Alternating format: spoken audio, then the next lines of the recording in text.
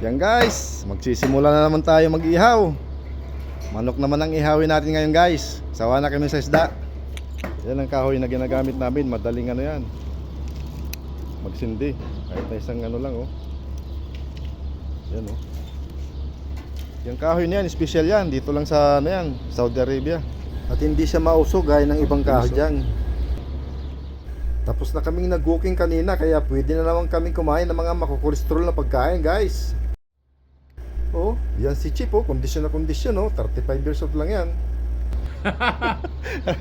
Wala tawag. Yan guys, 35 years sa 35 years. ang ihawin natin ngayon. Napakasarap na manok yan, marinated na manok oh.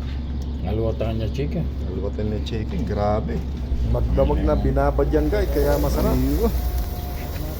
Yan, napakasarap yan oh. 50 guys, napakasarap na ulam namin. Marinated na manok.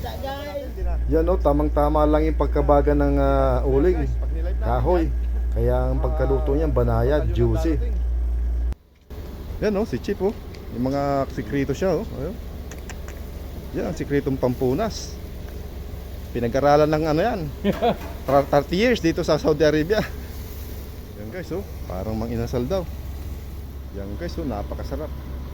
Yan po si Chip. Yan po yung dating chip cook ng ano. Ako naging mekaniko. Bago pala siya naging chief mechanic, naging cook muna siya sa barko. Sa barko. Sa Gulf. Gulf. Arabian Sea. Oh, Gulf Arabian Sea oh. Dating chief cook. Bago siya naging chief mechanic.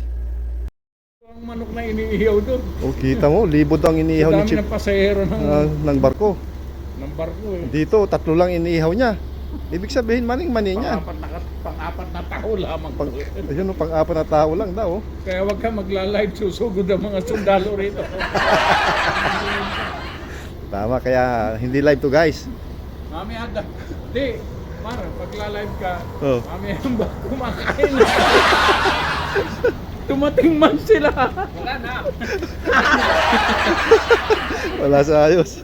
Guys, ang sarap oh. Namumula-mula guys. Napakasarap. Yan no. Suga pa lang guys, masarap na. Para manginasal lang Oh. Yan no, yummy.